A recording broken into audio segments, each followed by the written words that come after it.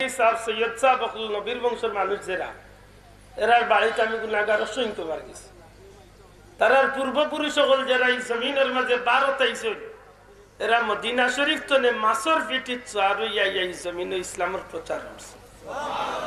আশ্চর্য হইলাম ঘটনা হুনার বাদে বগুড়া যাওয়ার বাদে যখন মাইসওয়ার রহমতুল্লাহ আলাইহি শাহ সুলতান বলখির জিয়ারত করলাম, তাই সারা জীবনী পড়িয়া অবাক হইলাম যে সুবহানাল্লাহ, কই বলখর ইরানোর বলখ এরিয়া তনে আল্লাহর ওলি মাসর বেটিত সারুইয়া এই জমিন ইয়া কলিমার দাওয়াত রে পৌঁছাইয়া রাজা পরশুরাম, তার নাম হইল রাজা পরশুরাম।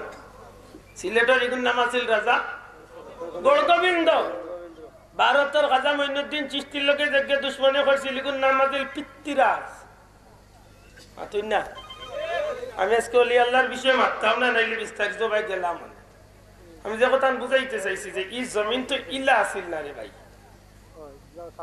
এই জমিনে আন্দাজ জমিন আসিল। এই আন্দাজ জমিনের মাঝে আইয়া আল্লাহর কিছু মকবুল বন্ধ হলে জীবনের ঝুঁকি লইয়া এই জমিনে ইসলামের কলিমারে উড়াইয়া দিছে। সুবহানাল্লাহ।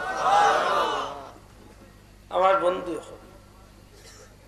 যখনই আমার মাঝে আইব এই জিনিসটা সত্যিকার অর্থে, যখন আমি একজন মুমিন মুসলমান হিসাবে নিজের পরিচয় দেই, তখন আমার অতীত স্মৃতিরে আমি মনে করলে দেখি যে আইস্তনে 700-800 বছর পূর্বে এই জমিনে আমার বংশের যত পূর্বপুরুষ পূর্ব নারী হল যারা আসিল বেটাই নক্কা নিশ্চিত 100-100 আমার বংশের বেটাইন হক্কা এরা হিন্দু আছিল।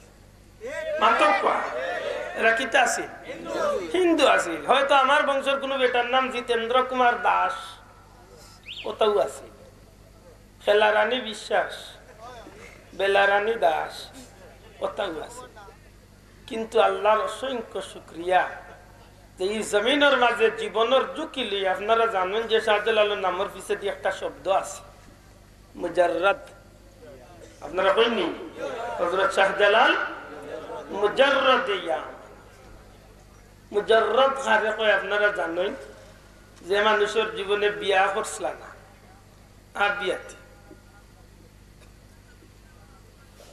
যদি কিয়ামতের ময়দানে আল্লাহ জিকাইল শাহজালাল তুমি আমার নবীর একটা খাস সুন্নত বিয়াইটা বাদ দিছলা, আল্লাহর ওলি যদি কোটি কোটি মানুষের সামনে উঠিয়া কইন আল্লাহ আমার মাঝে যে সামর্থ্য আছিল শারীরিক হোক আর দৈহিক হোক আর যত সম্পদ সামর্থ্য কোনো দিক তো আমি কম আসলাম না, এর বাদেও নবীর সুন্নত বাদ দিছি, আমার কোনো স্বার্থে নাই।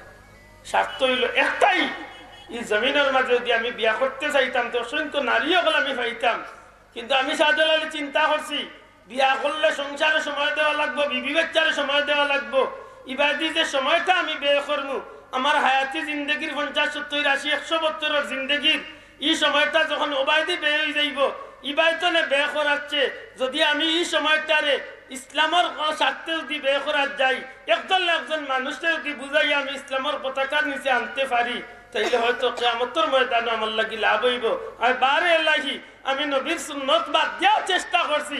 এই জমিনের মানুষ যারা বুঝে না, পশু পূজা করে, যারা আগুন পূজা করে, মূর্তি পূজা করে, শিকাও পূজা করে, সূর্য পূজা করে, চন্দ্র পূজা করে, এমন সব মানুষ সকলরে আমি জাহান্নাম তলে বাঁচাইবার লাগি আমার জীবনের ঝুঁকি নিয়ে আমি ইসলামের ছায়াতলে আশ্রয় দিয়ে জান্নাতি বানাইলাম।